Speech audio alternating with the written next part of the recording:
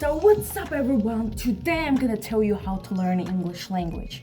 And yes, this is not the one of those scam videos where they just talk, and say some bullshit, and eventually don't tell you the real tips.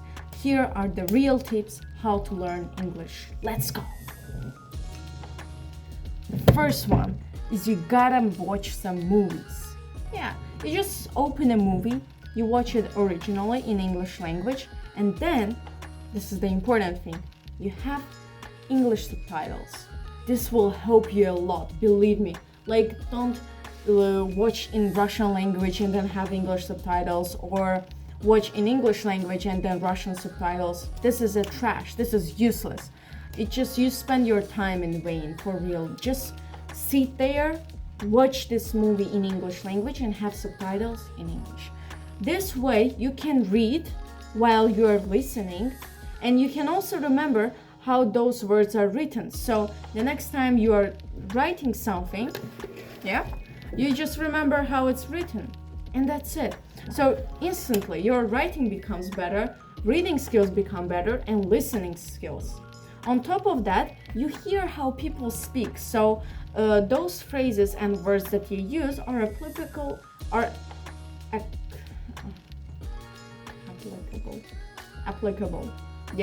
in your speech. Sorry for that. Yes, I'm not a native speaker. 2 years ago, I didn't know how to speak in English language, so I came from A1 right to B2 level. It was pretty difficult and a long journey that maybe one day I'm gonna share with you, but today about the facts, how to learn English. So the second thing I would recommend you to stay consistent. Every single day, you gotta commit to this. I was learning every single day, 10 hours. 10 hours for English language, and still I couldn't make it. I couldn't take a TOEFL exam and SAT, and because I started in June 11, I guess, till the May, I just completed all the levels of English language, A1, A2, B1, B1+, B2. 5 levels, done. It was really, really difficult, believe me, and then I needed to take SAT, and in a hurry I was preparing for B2 level exams and also for SAT, and SAT was a big deal. At that time I thought, getting 1200 is not a big deal, but believe me, it is.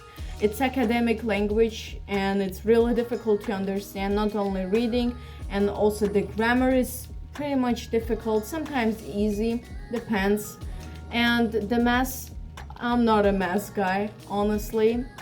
I'm bad at math still, even though I already took my SAT and finished. It's hard for me to understand math. So yeah, it was pretty unrealistic goal to take all the exams in just 1 year. So it took me overall 2 years to take SAT, TOEFL, and to complete all the levels of English language. So yeah, you gotta stay consistent and be ready for failures. I had many of them. I was taking a Duolingo exam and I prepared for 1 month and 2 weeks, I guess. I took it the first time, and unfortunately I failed my exam. But not because I didn't know how to write certain word, or I failed the exam because of lack of knowledge. No, it was because of this. Imagine you're on the computer and you just looked away and your exam is gone. I don't know, for so many stupid reasons, and then they didn't retrieve the money, we had to pay again, and again there was some problem, with the app or something. There was Grammarly running on our computer, I forgot. Yeah, so when I was writing my essay, automatically there was a correction of my words, so it's considered cheating. So I failed my exam and I wasn't allowed to take this exam never again. Stupid rule, but that's how it is. So I failed twice. I thought that's it, I have to take academic exams, and they're really difficult, like IELTS or TOEFL. They're really difficult, and at that time I thought it's done. I'm not sure if I can take those exams. I was crying a lot, so be ready for failures. And even before that, while I was learning, each time I was thinking of giving up.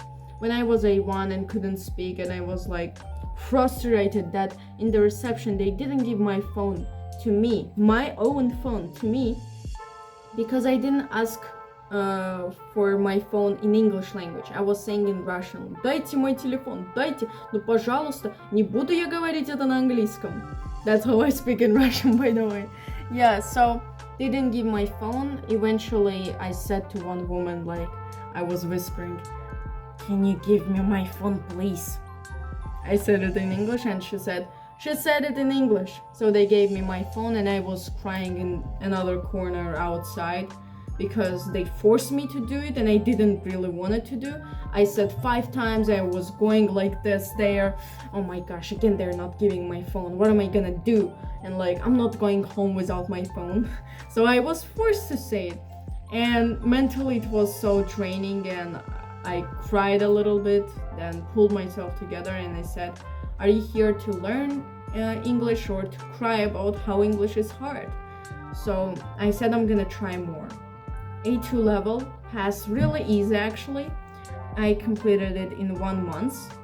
A1 level took a little bit longer, 1 month and 2 weeks or something. Yeah, or 2 months. Yeah, but A2 was really light, I would say. Yeah, it was pretty good. Although it was still difficult to speak, it was still difficult to write essays, but I was trying my best and I felt it. Like, instead of writing 2 essays, I was writing 4 of them. Instead of watching 1 movie, I was watching 3 movies. I was really trying. So then was B1 level. Wow, B1 was really complicated because I failed my exam, failed my speaking exam. Because they said, well, you didn't use those specific words in your book. And I said, well, does it matter? I can speak fluently and for a B1 level, it's pretty good, you know? I deserve to be B1 plus now. And I was in a hurry again because I was preparing for SAT and TOEFL. So it was important for me to finish as quickly as possible. And she failed me with, I don't know, 7.9, 8 points. If you get 8, it means you passed. So I got 7.9 and I was like so disappointed, like, oh my goodness, again I have to sit and learn those words. Okay, I wrote all the words like this and I was learning them by heart, trying to apply them while I speak and things like that. I got prepared, I eventually passed my exam. I had no problems passing like online exam, the grammar, reading, what else we had, listening, and that's it. Yeah, we didn't have writing, I guess, did we? No, we didn't have. We had also grammar. Yeah, so I passed that exam easily. I got 90 or something. Yeah, so it was light. B1 plus was a real challenge. So it's a serious level. You pass between B1 plus and B2. Like B2 is a really fluent level. It's like my level right now. I think I'm B2, or I wouldn't consider myself as a C1 student or speaker, so I would say, yeah, solid B2. Like there are weak B2, I don't know, solid B2, I don't know, middle B2, something like that. So yeah, B2 is a serious level. When I was studying B1 plus, I had 1 month, and after that, without taking B2 classes, I needed to start immediately IELTS. At that time, we didn't even know where are we gonna study, in which country, and I was panicking and stuff like that, like, what am I gonna do? So there was a lot of pressure and stress, and I failed my exam again, speaking exam, because of anxiety. I was so excited to speak, and that I failed my exam, couldn't speak at all. And in 1 month, to take this volume of information, of words, phrases, I don't know, grammar, there were new grammar to learn. Oh my goodness, that was really difficult. Future perfect, or something like that. Then some kind of speech, I don't know, reported speech, something like that. Yeah, so I needed to learn all of it, then use it in my speaking. Also to pass my exam, barely passed my exam. I got 75 or 71, something like that. The passing point is 70. So yeah, it was a little bit difficult. Not the exam was difficult, the volume of information. It was difficult to consume all at once. So I was practicing a lot, writing all the essays. At the same time, spontaneously, I had math classes, SAT, academic language. Oh my gosh, it was C1 level readings, and the grammar was difficult. And imagine trying to do this and that, and trying to focus on this and that, and like you're panicking, you don't know anything. So it was a real stressful time, and I was in 11th grade. I also had school exams, and I was also going through other preparations to pass my Azerbaijan language exam, maths exam, and Russian. So 3 more preparations. That was so stressful, but I could manage to do it. And if I did it, I believe you can do it too, because my situation was really difficult, but I still made it till today. So, hard work, consistency, failures. Be okay with those things, all right? So, I told you, movies, songs, and the third thing I would say, journaling. If you want to improve your writing, I actually had one. I don't know if I can show you right now.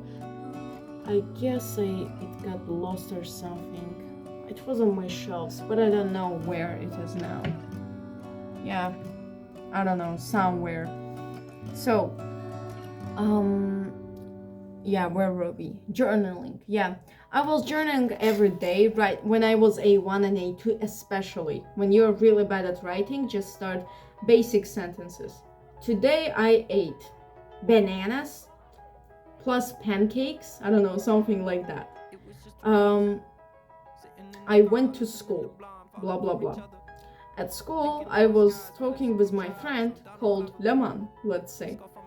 And I don't know, some basic sentences. And if you write at least half a page or 1 page every single day, I guarantee you your writing skills gonna improve drastically. So yeah, also one more thing you can do, as I said, learn words in context. You watch a movie, you see the word, you learn it, right? Then you try to use this word. So I guarantee if you use this word afterwards, you're gonna remember it 100%. Make a basic sentence, especially, what would help you? To use it in some funny sentences, I was learning some weird words in SAT that were really difficult, like C2 words. You never use it in real life. So how I was learning it? I was trying to make a story. I don't know, counterfeit. It means fake. This word means fake. So I was cottage cheese, counterfeit. Sounds familiar. So, in the villages, they make cottage cheese, but it might be fake. That's what I thought about it. So counterfeit means fake. That's how you can think about it. If you have good imagination, of course. For me, it worked really well. Yeah. So also, one more thing you can do about your speaking skills, you would say, all right, well, Shayla, I don't have the environment to speak in English. I don't have friends who speak English. Okay, grab your camera and speak in English language. That's it, speak by yourself. Okay, if you find speaking by yourself overwhelming or weird, just grab your camera, start filming yourself. That's what I was doing actually. I was going to Salt to the course. It took me 20 minutes. And while I was walking there, I was speaking in English, just like this. I was saying like, now I'm going to Salt, I have to take exams, I have to do this, I have to do that. Yeah, and that's pretty much it. I was talking about my day, my exams, about how I am excited about something, and just talk about whatever you wish to talk about.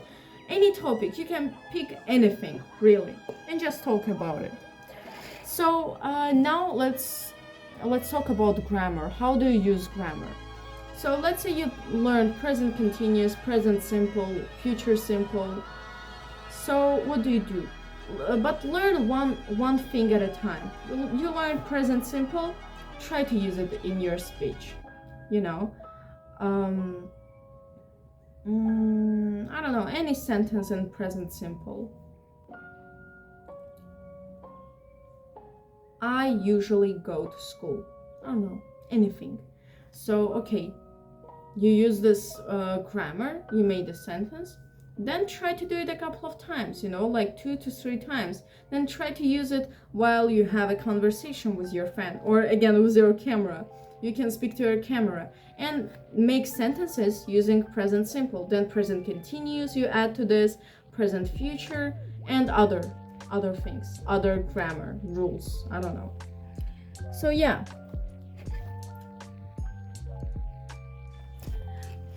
Last but not least, be around people who speak better than you. Let's say you know some people who speak better than you, and like there are 10 people, 5 of them speak just like you, 3 of them speak worse than you, and there are 2 people who speak better than you. Never hesitate to make mistakes and speak around people who are better than you. I guarantee you, if you speak with people who speak better than you, you're gonna learn something. Yeah, you might feel awkward, you know, that you don't speak that good, you know, or, you know, you pronounce something wrong and they correct you and you're like, all right, I got it, you know the language. Well, I don't, you know, but don't hesitate. It's okay to make mistakes. If they correct you, say, thank you, I appreciate that you corrected my mistake. Now I know how to say this word correctly. Or anything. Oh, what does that word mean? Never hesitate to ask. Like, if you don't know something, when it comes to teachers, I don't know, your friends, always ask them, what is that? Always stay curious. This will also help you to learn any language or any skill, you know. If you stay curious, if you ask questions, you're gonna learn anything. So that's it for today. Thank you for watching this video. Bye bye. Hope you're gonna learn this language well.